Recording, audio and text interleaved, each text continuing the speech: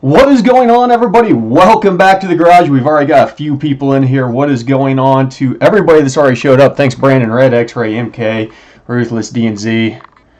Appreciate you guys turning out early to another live episode of In Tune with the Garage, the #1 live tuning video series in the known office space today. Okay, so let me see. Oh, wait a second. I disabled the chat box. Maybe it's, let's see if it's working correctly this time. I'll turn it back on because last time it was just doing all kinds of stupid stuff. But busy week, still waiting on parts, still waiting on a cam, still waiting on a torque converter. Hey, Stephen S., thanks for showing up. Hey, Ross.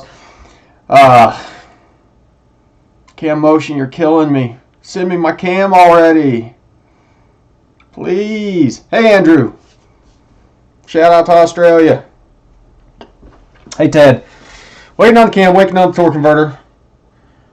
Flex plate showed up. I ordered an SFI flex plate. I actually ordered two on accident. The first one I ordered had a dish in it. It is for running an older style transmission, but not that that's a bad thing. We'll stick it on the shelf and use it whenever we go to a Turbo 400 later on. So, Red X-Ray, I don't like you. I don't care if your Circle D took 10 days. I called Circle D because I had ordered a Circle D and they said it wouldn't ship out until the end of July. So, I'm getting a TCI converter. Waiting on a Woodruff key to put my 408 together. Isn't that the worst, Ted? Just one little part.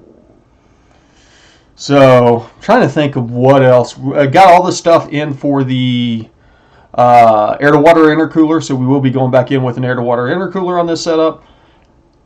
So all that's in, but I can't really get to the bed of the truck right now because there's stuff stacked all over the bed. Yeah, I know. Everybody builds in my spec, not off the shelf. I know it takes time. The cam motion was supposed to be 3 weeks, and we're coming up on a month here this weekend, so I need to reach back out to him, ask him what the heck's going on, because it is literally holding so much stuff up. Hey, Scuba Sam. But, it's neither here nor there. So, we kept busy. You know, I've been doing the coil relocation. I've been wiring up some of the nitrous stuff on it. Not yet, Ruthless. Not sure. I think I'm going to wait till I get the motor back in with the headers in, and then determine where I want to mount the coils. So I'll do a video on it. I'm always open to suggestions on where you guys think they should go. I have no clue if the bar is supported by HP tuners. Wouldn't surprise me. So, trying to think of what else. Got to get all the other wiring sorted out for the relays and stuff. I got the relays mounted today like an idiot. I bought relays without the bases on them, which I mean I could still use and just put spade connectors on there, but honestly I'd rather have the bases. So they will be here tomorrow or Saturday, so I can get all the relays sorted out, all the wiring lined out. It's going to be kind of a wiring mess getting all the circuits to work properly. Brandon, when I fail my map, my line pressure defaults to mass anyways to stop this for SD tuning. Yeah, Brandon, there's an OS patch. Check your OS tab.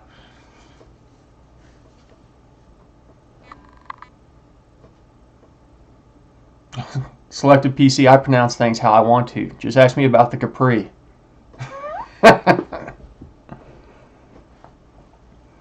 Yes, MK Motorsports is Mike. We could talk about Capris all night.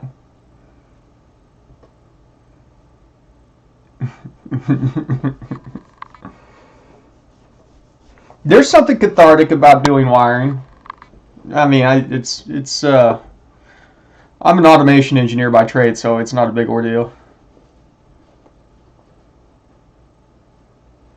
Keep me posted on that, Brian. That's a very interesting issue, and I don't know if anybody else has seen this. Brian, and I've scrubbed through his tune a couple times trying to figure this out. At some point in time, his airflow spiked to like 3,000. It's very weird. Cylinder air mass just quadrupled 10 times. And if you go through and look at all the logs and stuff like that, there's nothing that indicates, if you look at what's calculating cylinder air mass, all of the values that go into it, be it mass airflow or manifold air pressure, things like that, all of those look completely same, but cylinder air mass just goes through the roof. Craig R., I have no clue. I've never tuned on oxygenated unleaded 100, but you should be able to look up the documents for it, the MDS or whatever, and it will have the stoichiometric ratio on there to give you an idea of what stoich is, and then for wide open throttle, you know, you want to add whatever percent, 20% or so. Yes, selective PC, that is the purpose of this. Ask away.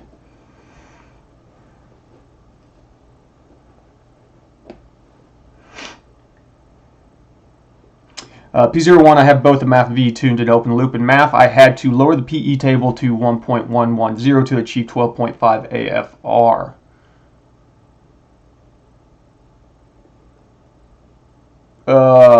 In SD open loop, the PE is at 1.3. You shouldn't have to change. It's because, okay, so power enrichment multiplier based off your stoichiometric table. So if you have your stoich set to 14.7, then your power is at whatever. You should keep that PE number the correct number if you were to divide out your 14.7 by the 1.1 to achieve 12.5. If it is off, your tables are off. Your MAF or your VE table is off. So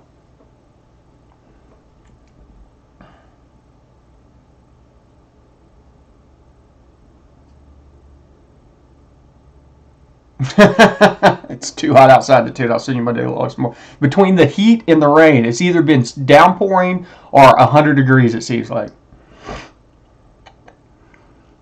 Well, Andrew, the VE, the spike, we've looked at the VE table. We did have him rezone, and I had him adjust the zones again because he was having some issues with the VE table having bad zones that I've talked about in the past where everything goes way negative or way positive on there. So we rezoned it, and that seemed to have fixed that side of it as far as applying changes to the VE table. But if you look at the VE table, it is a nice, smooth, transitional VE table.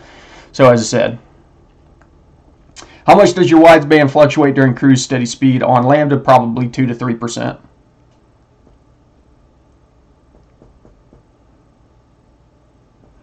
Yeah. Well, that's the other thing, is you're fighting IATs. They're just through the roof.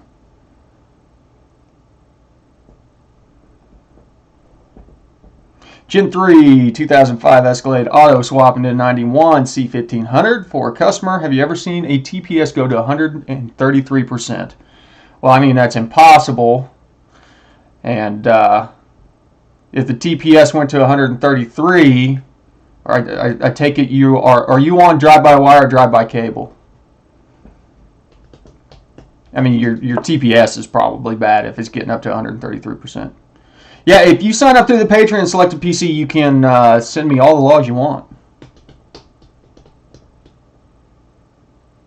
Yeah, that's about right, Atomic Pump, 0.3.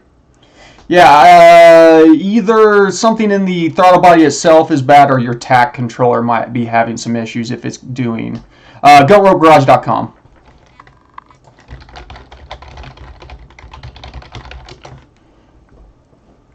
Yeah, that's whenever you've exceeded the stop and you're actually going. I mean, technically, I guess it could go to 130. That's a hell of a port on that thing if you got it going that far.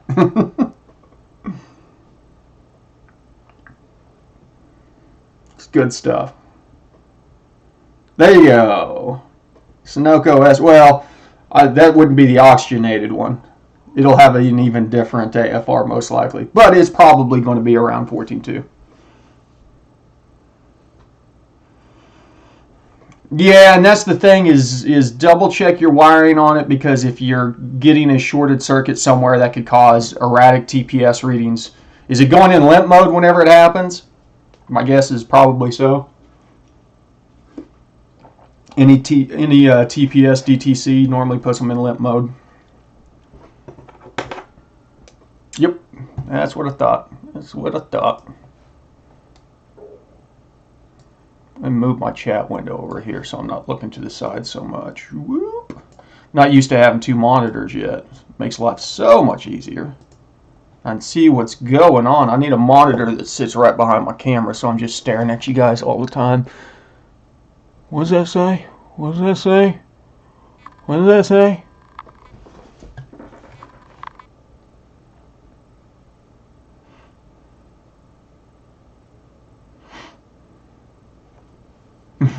Gabe. A lot of people change their commanded air-fuel ratio to 14.1 to make up for the 10% of ethanol in fuel. My question is, why the richer commanded lean out just because you add fuel to reach 14.7? You're going the wrong way. That would be richer. I don't know, I guess I understand your question. Make sure I'm reading this right.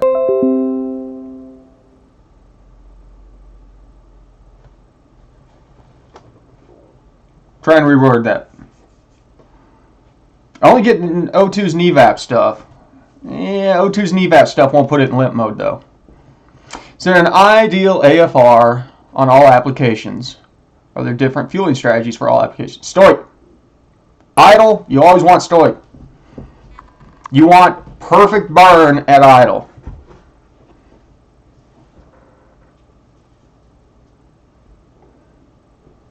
Hey Craig, check their actual website, because on VP's website, if you know it's oxygenated 100, you should be able to find it on their website and see what it is.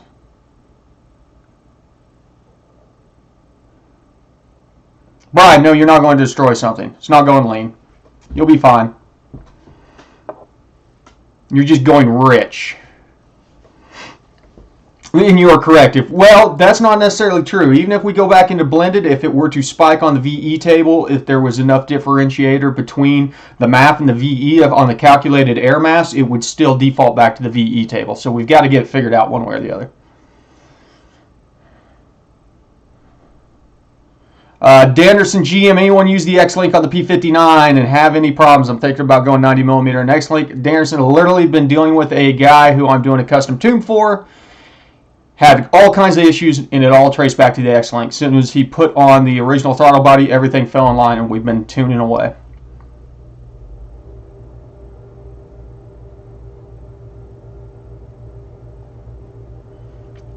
Paul Peterson, bought HP Tuner is going to hook up my 04 Vet next week. Watch many videos, doesn't seem difficult, but I'm apprehensive. Stock variant with Haltech screen, long tube suggested on starting point. Take things slow, start with the MAF. It's easy. And I think 14.3 or somewhere around there is story for E10, isn't it?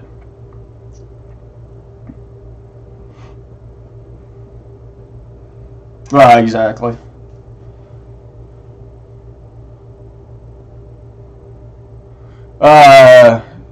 Jaderan. 5th gen Camaro, you're required to keep the tire sizes within 4%, or the things you can do to make the APS not freak out. Nope.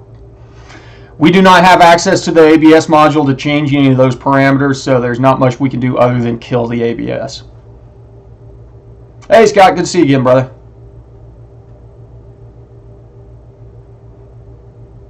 Yeah, DZ says after I put my fuel pump in, my AFR was at 824. Had to reset the LTFTs, and that normally happens whenever you have consistent fuel pressure. Whenever you tune, at the end of a fuel pump's ability to supply fuel, you start losing fuel pressure.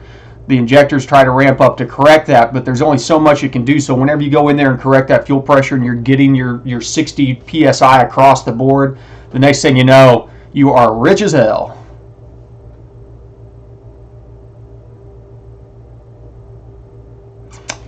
Just did some research on ring gap, found a spec sheet for a set of rings. It's bore times 6,000s for 150 or 55 for a blown engine. I think 55 thousandths is what I did mine on, Danny. Hey, Harry, good to see you. Red X-ray. Can a large cam with a lot of overlap skew the idle airflow ratio? It's not can, it will. A large cam with overlap will ruin your idle. That's why you get the low. That thing's hunting. You get air reversion, all kinds of weird, funky stuff going on, bad readings even on wide bands.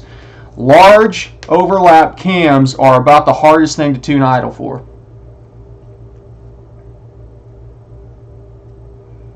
Oh, okay. No, yeah. the ethanol is leaning you out, and by shifting it to 14.1, you're commanding more fuel. So, it's not the wrong way of doing it, because if you're running E10 all the time, you know that you've got E10 all the time without an alcohol sensor, you're going to be around that 14.3 stoichiometric based on the fact that that's the burn rate for E10. So, the commanded is one of the, what is the word I'm looking for? Constants. One of the constants in the fuel calculation. So, don't overthink it too much, but this is a multiplier based off of airflow that says if we're flowing this many pounds per hour of air, we take our commanded based off the injector rate that we can do and say, okay, we need to do this much pulse width in order to hit the 1 for the 14.3 pounds of air. 1 pound of fuel, 14.3 pounds of air. So, whenever you go through and tune these things, you are not tuning your fuel. As I've said in the past, you're actually tuning your airflow sensors. You're tuning your mass airflow sensors. You're tuning your volumetric efficiency table, which is MAP versus RPM, or pressure ratio versus RPM. You're tuning those tables. Your fueling is static, and then it makes the fueling adjustments based off of how much air that you have calibrated your readings to read. Got Gym 4 E38, and after I adjust the VVE and reset the LTFT, I multiply by half, and it's 20% lean after start, but after it runs for a few minutes, the fuel comes closer. Startup enrichment issues. Jonathan, check out your cranking VE table, and you might need to adjust the percentage down low on your cranking VE table.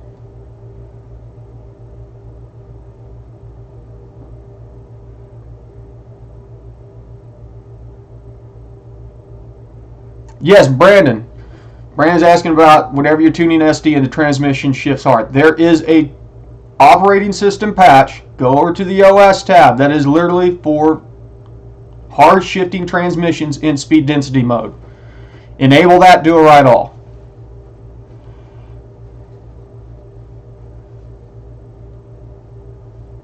Thanks, Selective.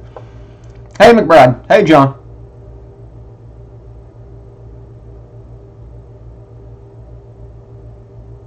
What can cause the P0068? Was that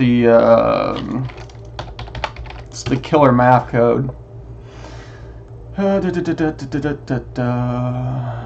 is a differential reading between your VE table and your mass airflow. So if you do not have things in line, that is saying that the sanity check between the two is not good.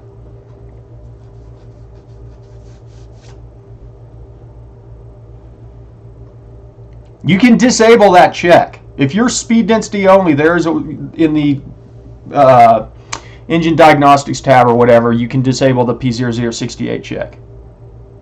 Hey, Durfloor, good to see you, brother.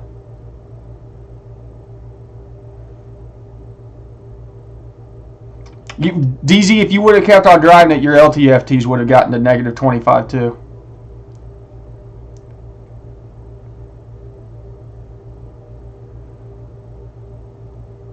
Yeah, Bruno, same thing. Warm up stuff. Check your. And then on top of it, you can go into cylinder air bias and try and shift that over to IAT, because sometimes the engine coolant bias is enough to throw that stuff off. Yes, lambda, lambda, lambda, lambda. If you weren't around a year ago, that's all I would do is preach lambda. I used to sit on the live stream for an hour and just go lambda, lambda, lambda. It's back whenever we had about 2 people watching. What's going on, Matt?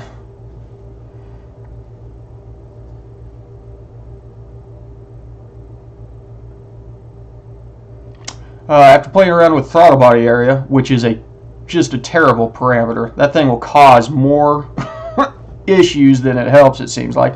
I found what has caused the upstream error, set it back to original, no more upstream O2 error, but went back to rich up high. Thus is tuning. Just installed my turbo and 2-bar map, did the 2-bar mod. When I hit the throttle, it falls on its face and AFR goes full lean. It's mostly a copied tune that runs fine. Any ideas? S10, did you update your linear and offset for your 2-bar? Make sure it still doesn't think you have a 1 bar in there.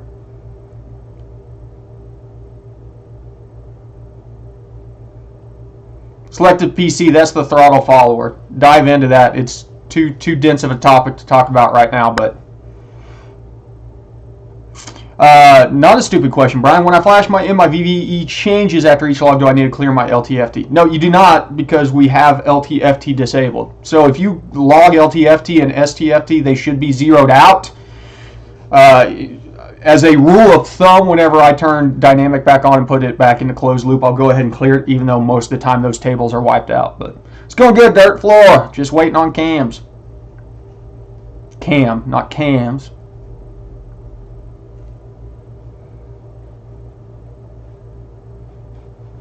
Even if you're in forced SD mode, yes.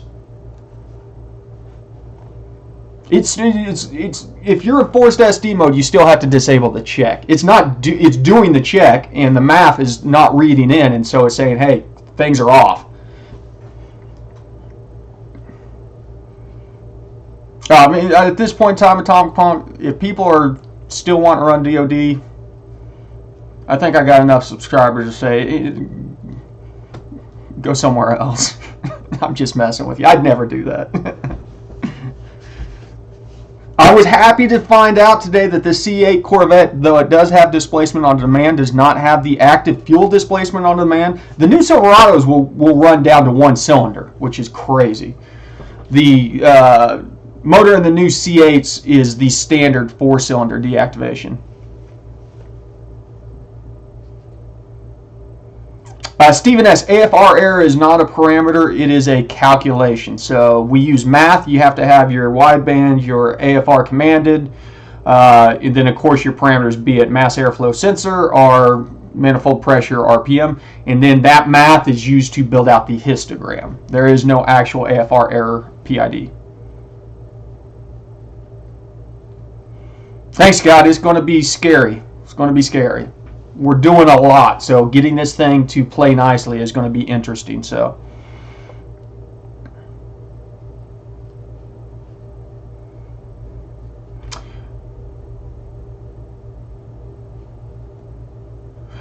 good question, Daniel. Running a log to double check the tune after time pass. Can I use my histograms from MathV? Yes, totally. Specifically, pay attention to those maps whenever you're in power enrichment, because closed loop is disabled. So look at your fuel trims in the areas where you have closed loop enabled, but then look at your histograms for MAF and VE tuning for whenever closed loop is, or whenever PE is enabled, because that's what's going to give you the idea of, hey, our fueling's still good on the top end. Danny, I went with a cam motion centrifugal blower. It's like the stage 2 equivalent, I think. It's pretty aggressive for a 5.3. After resetting the LTFT, how long should I wait before starting log? Let her fly. You can reset the LTFT while sitting there running. Ted, correct. Didn't have to buy 4 cams, but I did have to buy 2 flex plates.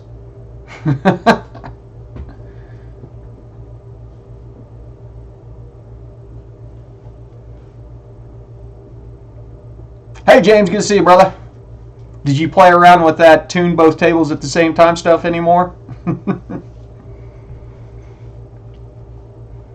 For those who have not been over to the HB Tuners website forum in a while, there was a gentleman that posted up an interesting post about tuning the VE table while tuning the math table. Hey, Shaver for Life. A lot of it is based on the math that I did last year about generating a speed density table from the math curve. I haven't played with his math to see how well it works, but could be fun. I might try and do a video on that down the road somewhere. There's some things kicking around in the back of my mind that says that it technically probably doesn't work. Knowing the way that things work on this platform, but I haven't dove deep enough into it to say one way or the other, so I'm just not going to, because that's not how I operate. I'm not here to yuck anybody's yum. If this guy's figured out a way to do both, by all means, I'll probably stick, as I said, to doing both separate, though. But it's a cool theory. Just like generating an SD table from the math is a cool theory, but it's not necessarily anything I would use. And I mean, I say that, but I may use it to generate an SD table once we get this truck running because we changed so much crap on it. Hey, John. Good to see you, brother. How's New Mexico?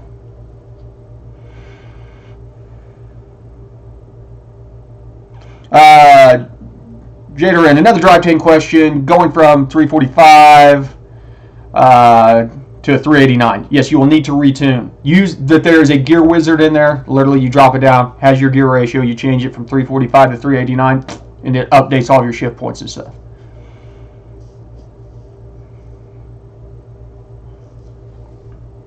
Well, the problem is determining when you are making a correction. So you're making a correction based off of commanded.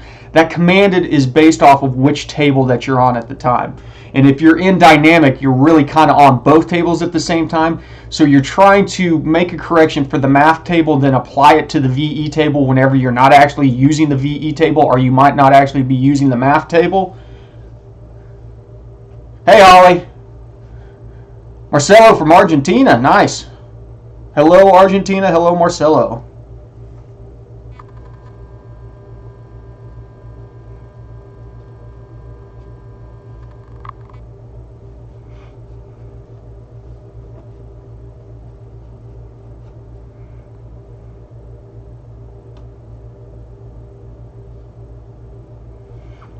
Daniel Phillip, I got so frustrated with tuning the 6-liter with cam, I went back to stock timing. That's the... Okay. Then fix the auto with the math and VE calibrations. Here's one of the issues when tuning a cam. People are so gangbusters to go out there and be like, oh, I've got this crazy cam on there. I need to throw 20 degrees of timing at idle. Don't do that. You're going to kick yourself in the butt. You're going to cause more headaches than... Listen, your cam, doesn't matter really how aggressive it is. This thing's not carbureted. You know, we have minute control over fueling, things like that. Your cam should, doesn't matter from stock all the way to about the wildest thing out there, should idle at 15 degrees. Put it at 15 degrees, get it at a steady 15 degrees. I don't even care if you lock out the minimum timing and do away with all of your cam adjustment or your idle adjustments, idle spark adjustments. Get the thing running at 15 degrees and then fix your fueling, because your fueling is what's going to cause hunting idles. Because if you are on this cell and it's rich, and you're on this cell and it's lean, the thing is fighting, and it's going to swing so bad you're never going to catch it. Selected PC, I help everybody. Hey Jim White, welcome back.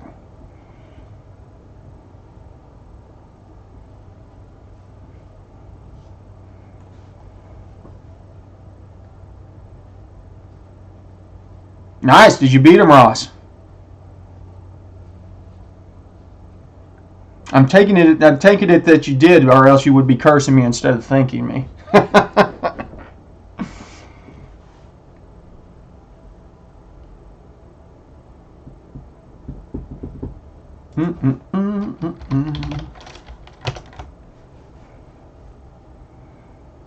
E38 2013 Camaro M6 car with the Brian Tooley Stage 3. AC drops 300. Torque loss table causes 0 changes. Any idea?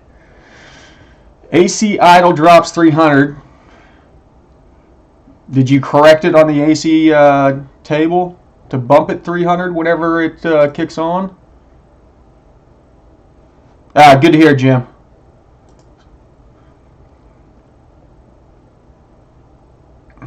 Torque loss table causes 0 change. Any idea? I mean, I'd have to look at it. 93 LS2, I appreciate it, man. Correct, Gabe. If you change your commanded, your new commanded is going to be what you changed it to. And then your new PE commanded is going to be your new commanded times your EQ ratio. Let's see here. Let's see here. I think I have coffee mug to give away. Anybody want a coffee mug? I feel you, Jim. Have a good one, Mike. Thanks for stopping by as usual, brother.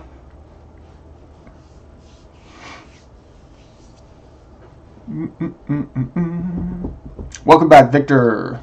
It's been a while.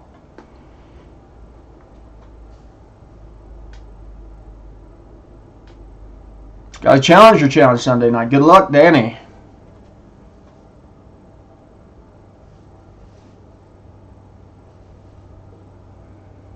Yeah, Selective. I've got a Terminator X on my Cadillac.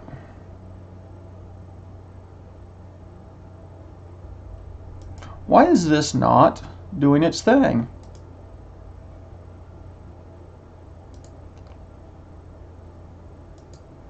Let me try this again. I tried to start up a giveaway.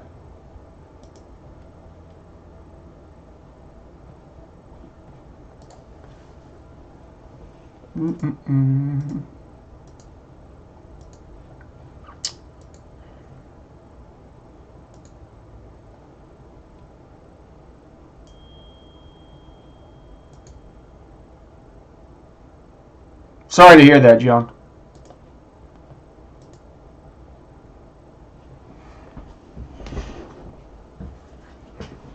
I don't think that we're registering the raffle right now, unfortunately.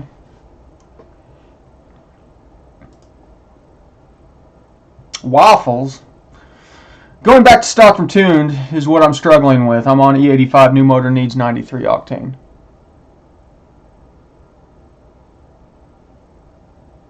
Just load the stock file in.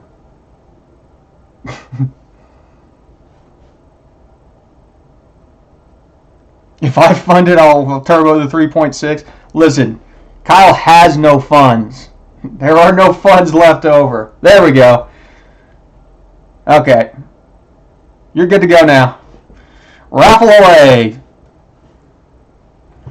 Victor, try and find one for your platform, and then use the comparison tool and then the comparison viewer and copy all the stuff over through the comparison viewer.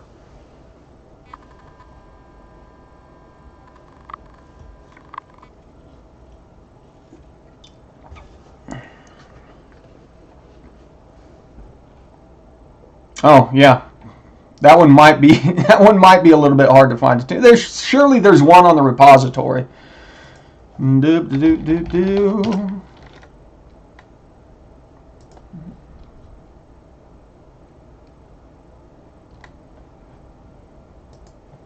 Raffle. This one's going to go to the very end of the stream. In fact, I got this started late enough. We may have to run the stream a little bit long. Sure, you guys don't care.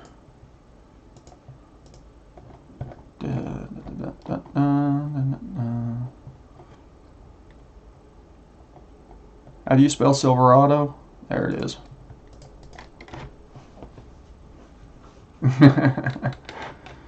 Victor, take your time, get used to it.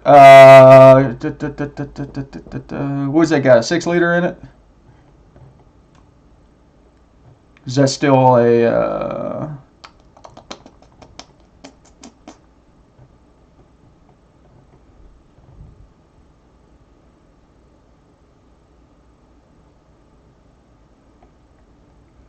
Yeah. Yeah, find there's plenty of LQ4, stock LQ4 files on the repository on HP Tuners. Grab one of those, and as I said, you can go in the, well, I don't know if there's LQ9s. No, there's LQ9. Stock LQ9 with the 4L70. You just need a stock LQ9 file. Use that, use the comparison feature, and then if you right click on the comparison tables, you can copy those things over quickly. Thanks, Selective. Appreciate you signing up as a member.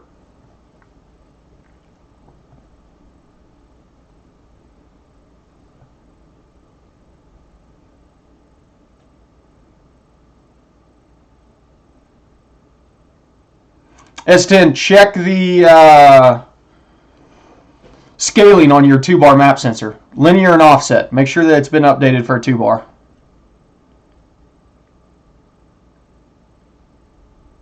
There are not Terminator files on HPTs. Is there? Shouldn't be.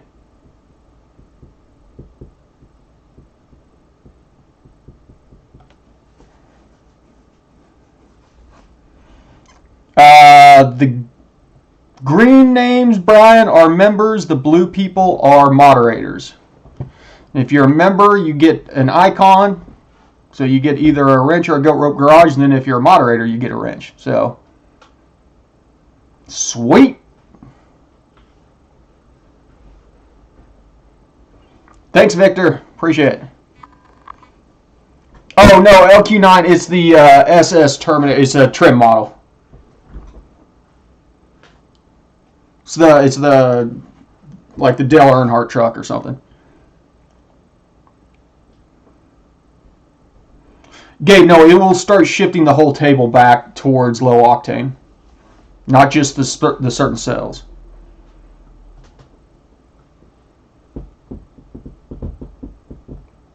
Yeah.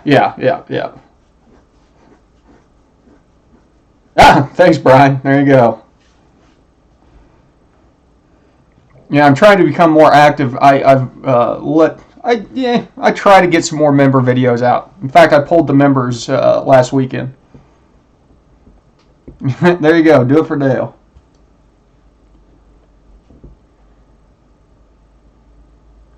Could scaling have anything to do with the reason I'm seeing VE over 100%? Yes. You have injector scaling, it will cause cylinder air mass shifts. Do you have injector scaling, Tyler? Because then that would answer all the questions we've been talking about.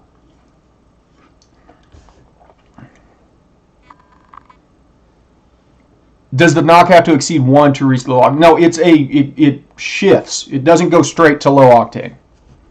The more knock you get, the more it goes to low octane.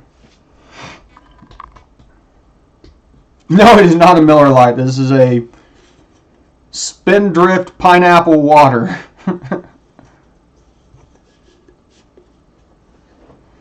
Brian, that is correct. That's why almost all of us are doing this, because people have spent money on bad tunes.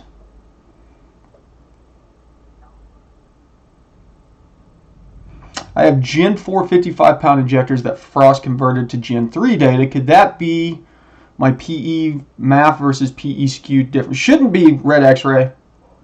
No, I said, you're just double check. Often when this kind of stuff happens, make sure that you're getting things disabled. Specifically whenever you're doing the math, make sure that the steady state table is being disabled on there. John, we are all out of small medium hats. And in fact, I had held one small medium hat back and somebody managed to back order it, even though I didn't have back orders enabled. So I went ahead and gave it to him. Sneaky guy. Ah, thanks, Matt. Appreciate it, brother. Well, I appreciate your patience, and you've been great to work with on getting it sorted out. Matt's one of our patrons, and he had some issues, and we got it sorted out. And it's coming along nicely since then. Wait, so what does it mean if my VE is over 100? Well, it depends. That's a loaded question.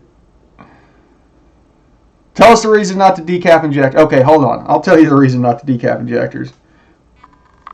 Crappy idle. That's the reason not to decap injectors. Literally. Terrible idle. You will never get the idle dialed in good. So unless you love the smell of gasoline, don't decap your injectors. Thanks, Demonic. Good to see you again.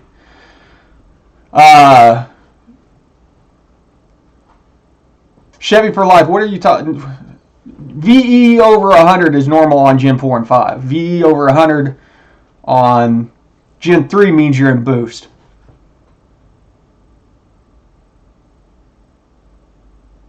Okay, so you have to get it over 100 to get the correct lambda.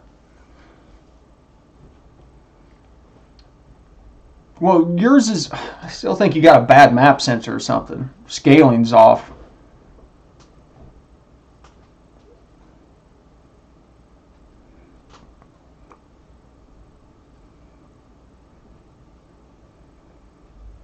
Yeah, I mean, decaps probably be alright for a drag car.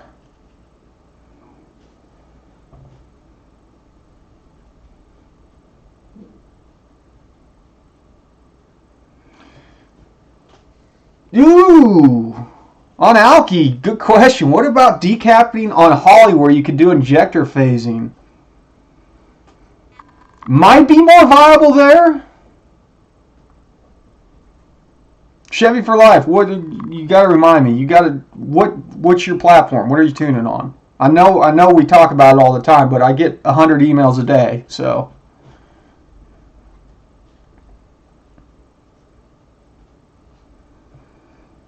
There, you know, I don't like to be that guy that's like, oh, don't run decapped injectors, but yeah, P01, you should not have over 100% VE.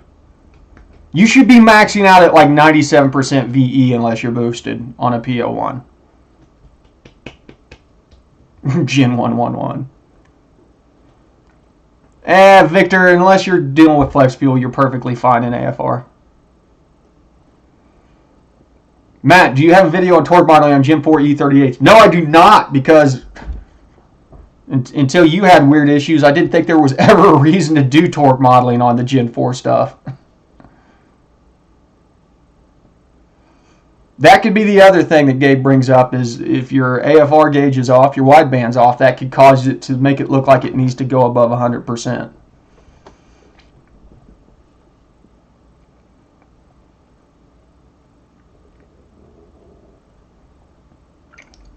I don't even know that you can punch a number over 100 on those VE tables. I think they're only 0 to 100. Yes, unless you're boosted, you should... Listen, that means that 100 in the VE table on the Gen 3s means that you are moving 100% of the capable air that engine can move, which is, for the most part, theoretically, or impossible. You know, just doesn't work. You can't do it. Thanks, Stephen S. On the Gen 3s, you can't do up to 519. Don't make me a liar.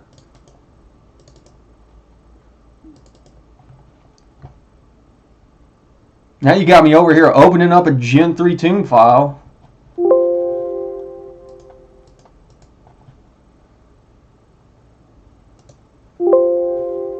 No, I don't want to connect to a 2020 Silverado.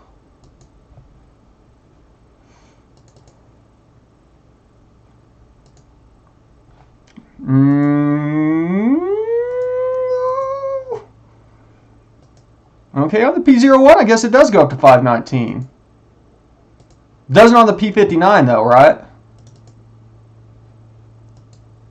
552.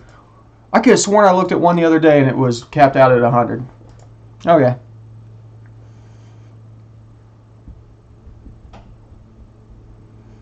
Well, if you've got a Gen 3 that's making 552% or 522% volumetric efficiency without a turbo or a supercharger on there, you are breaking the laws of physics. Congratulations. You have the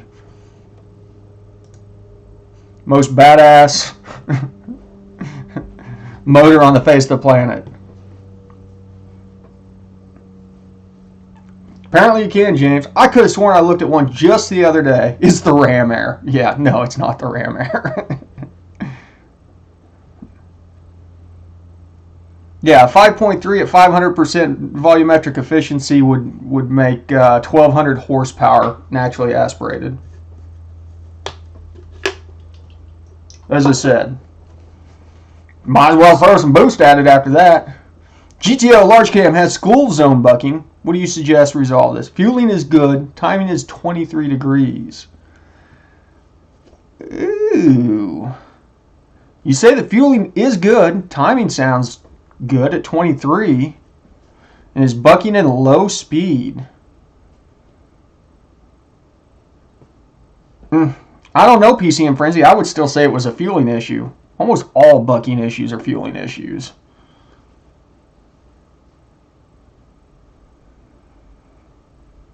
Yeah, I mean, it is possible for it to have better volumetric efficiency than the original cam. Correct. Take it out plus 110. It doesn't matter in the long run. Doesn't matter. If it wants 103 on the VE table there to hit your commanded, do it.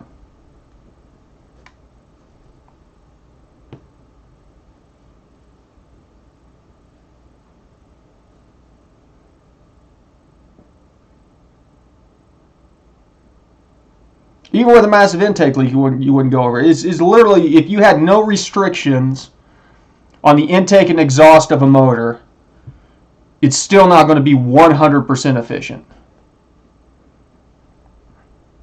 It doesn't matter because you're just correcting the calculation for fueling.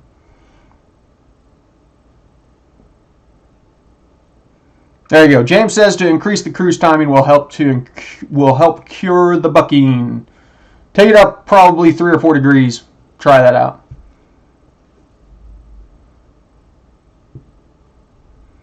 Oh yeah. If you're at 42% duty cycle full throttle, you have plenty of injector left.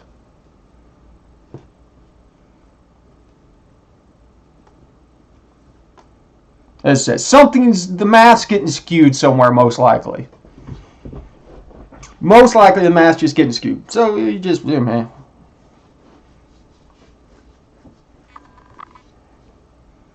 Running an LS3 with a P59? Any advice? No. Tune it like you would any other engine on a P59. PCM doesn't care what motor's attached to it.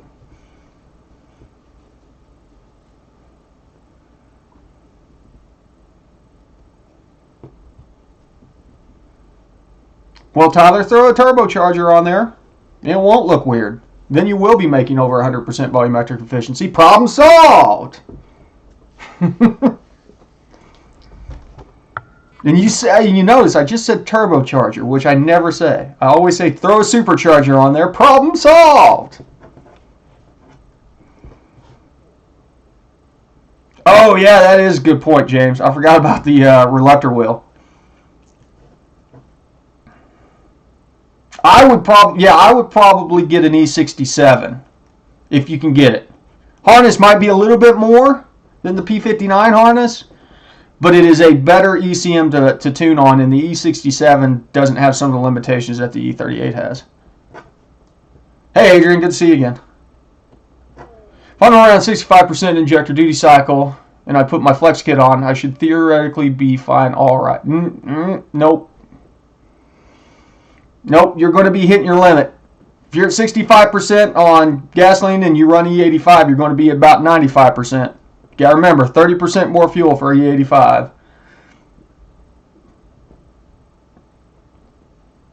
Wife took my money and went to Florida for the week. Well, the good news is she's probably quarantined in Florida, so she won't be spending any more money. Just cancel the credit cards.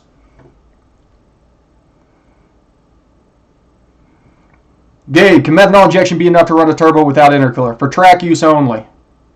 But yes. Yeah, selective PC at 98% duty cycle, you're basically, you're out of window to inject. So the injector is on full time. And so you're capping out. If you're still trying to enrichen at that point in time, you're not going to be able to enrichen. And it's kind of hard on the injectors too, so. Not ideal. Not ideal. Keep it below 80.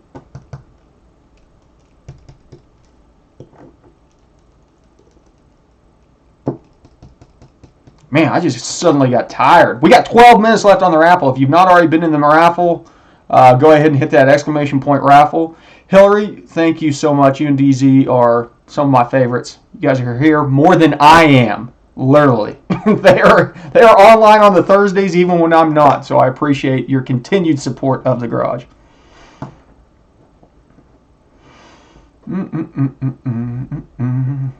There you go, wide open injectors at 90%. So anything over 90, you're not getting any more fueling.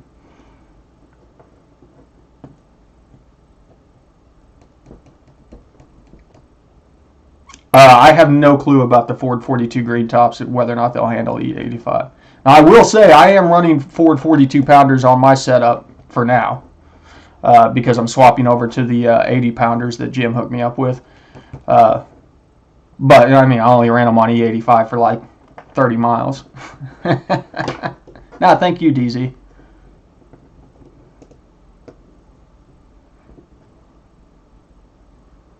On a stock motor and injector with a Cletus cam. That's all you've got done? You got to have other. You got intake and exhaust done on it, selected PC. It doesn't, I mean, duty cycle doesn't lie. All it is a calculation of pulse width versus RPM. So if it says you're at 98, you're done ski. Okay, Chevy for life. I'll try and check it out after this. I may go straight to bed after this, though, because it's 9 o'clock, and I'm tired, if you can't tell.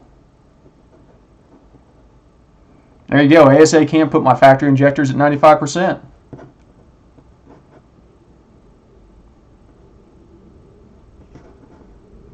Injector duty cycle, 30% to it. Think of injector duty cycle. I mean, yes, but you're still above that 80%.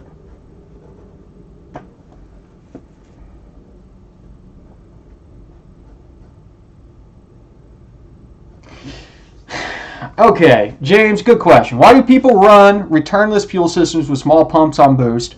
Wouldn't bigger pumps resolve that? Our boost reference fuel system. So he's talking about, are you talking about running an auxiliary pump with a boost trigger? I'm guessing that's what you're talking about.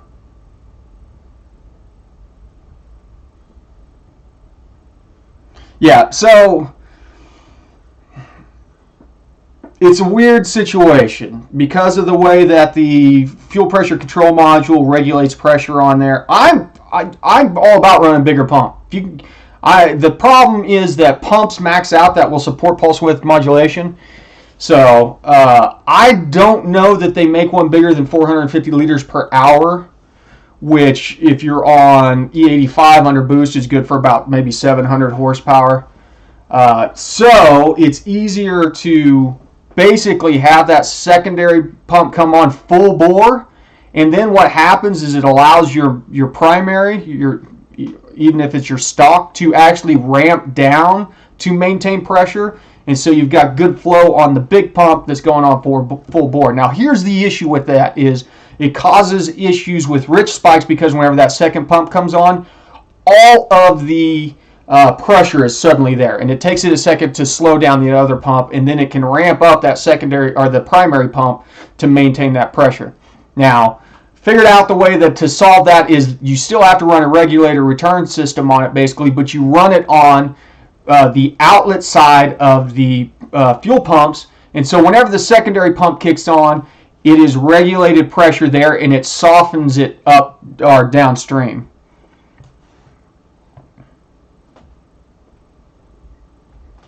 Yeah, S10 issues, we just ballpark. It is probably closer to 38%, but just say 30% because if you can't hit 30%, you ain't hitting 38.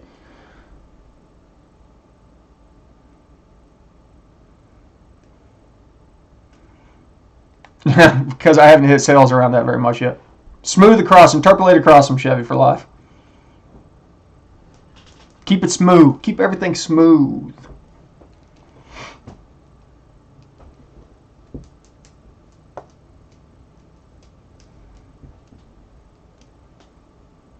But most of it comes back down to not wanting to run a return line. I'm the same way. I'm going to have to get over it one of these days and just do it. But right now I'm wringing the living crap out of the factory fuel system, even though I've got a bigger fuel pump and I'm getting ready to go to a 450 liter per hour fuel pump. But I also have more leeway because I have plenty of overhead on methanol injection.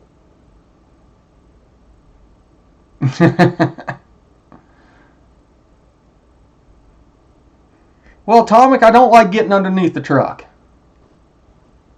And it's more money. Listen, I'm out of money. I can't afford a proper fuel system right now. I've got a fuel system that works. Have a good one, Selective. And it's not a big ordeal because I can quite easily plumb in a fuel system since I'm running a fuel cell. But what I need to do is spend about $1,500 on my fuel system.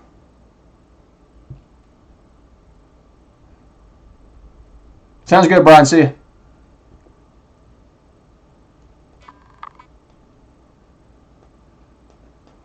What do you think if your whole VE table is great, except you had one cell in SD that acts weird, as in long-term fuel terms being negative, short terms being positive? Depending on where it's at, I'd probably ignore it. What injectors do I have? Got the factory DI injectors and 80 pounders for the auxiliary injection. I mean, it can look crazy. The VE table can look crazy. It just needs to have smooth transitions. A lot of them I see will be a peak going down the middle where it transitions from the peak torque curve and then starts to go back down. There might be a pretty sharp peak there. It's doing some interpolation behind the scenes. That and you're on the mass airflow at that point in time anyway, so don't get too crazy about it.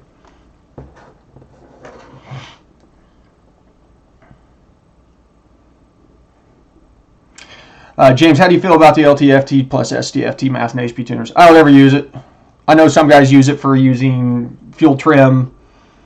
I don't like using STFTs necessarily for dialing in the fueling because I think they're too jumpy. I prefer to use LTFTs, which requires more driving, but the data is more like having an applied filter to the data.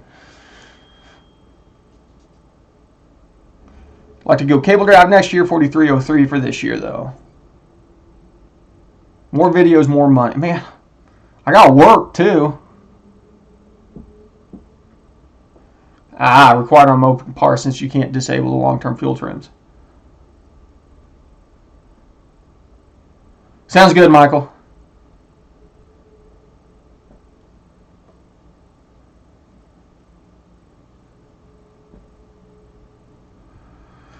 LS1, spread it out. The HP tuners FAQ and their guide, as it were, is not a bad resource to kind of learn what some of these tables do. Get a better insight as to what's going on behind the scenes.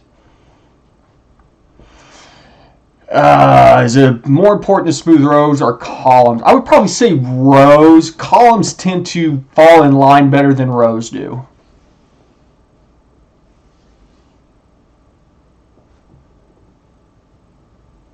Auto answer man, is it a bad idea to set the dynamic air down to 2? Yeah, and run math at all times, not only to tune. I mean, it's fine unless you're throwing 20 psi at your truck at the drag strip and it flips out and switches back to the VE table. Ballpark your VE table. Ballpark it rich.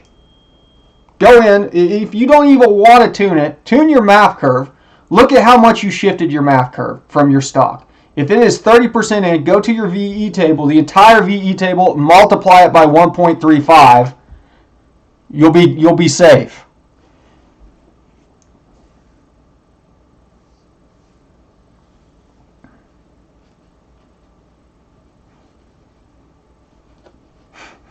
Yes, learn from my mistakes. How do you make a P59 go into SD when it flat out refuses? Unplug the math sensor. Then it has no choice.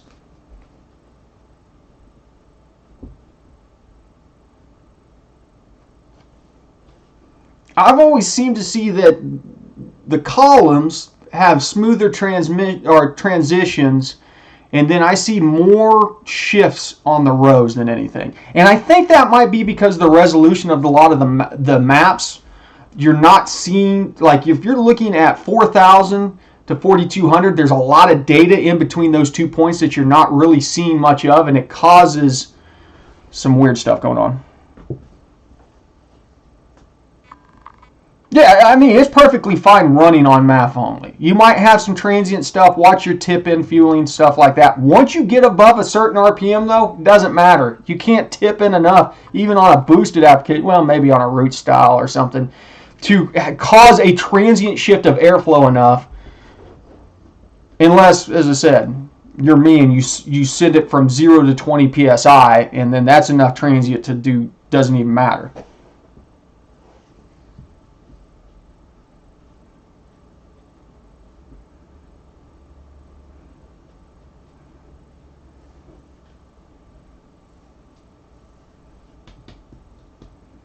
Yeah, I got corrected on that one also. I thought that the IAT was part of the MAF sensor, but the P59 truck has it in the MAF sensor, but the cars did not. Something, I don't know. I can't keep track of all of them.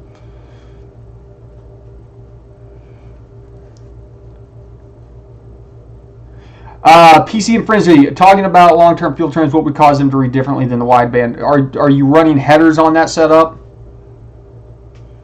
Sounds like it sounds like your narrow bands have maybe been moved further back, possibly.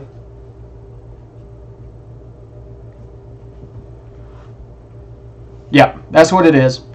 So what you could do, if you could get your wideband to read stoic on there, you'll see what the switching voltage is on your long-term field trims, and you can adjust your switching voltage for your O2 sensors. Normally, from the factory, they're set up to be in a location that would switch at 0.450. If you move them back, they may be switching at 0.55 or something like that, and you can kind of fix that.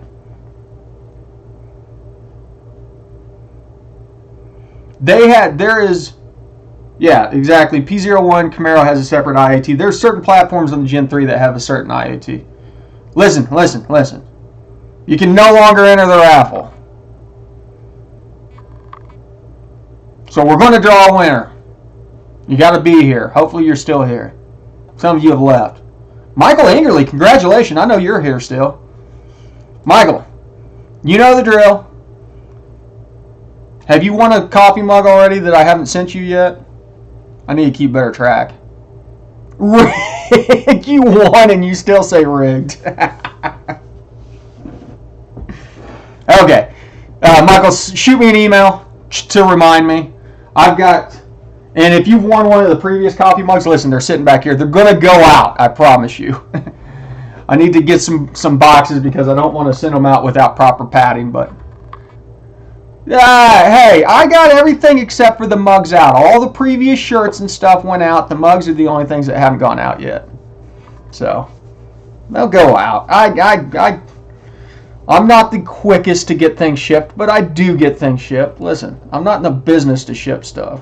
If you guys complain about me slow shipping free things, I'll quit giving things away for free. I'm just kidding.